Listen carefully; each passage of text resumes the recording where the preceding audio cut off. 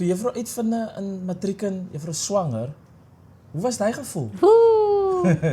Het gevoel of my hele wêreld it came crumbling down. Wêreld alles onder my voete uitgeslaan.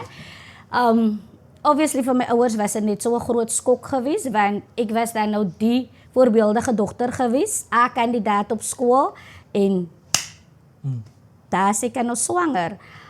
So ja, dinge gebeur, jy raak verlief en so voort. En ja, ek het toen nou swanger geraak. Ek was net vir 'n paar maande uit die skool uit tydens die geboorte van my dogter, maar soos ek sê, ek het my eksamens gaan aflê, my eindeksamen, alles, ek het klaar gemaak in die jaar wat ek veronderstel was om klaar te maak. Saam met my klasvriende almal geslaag.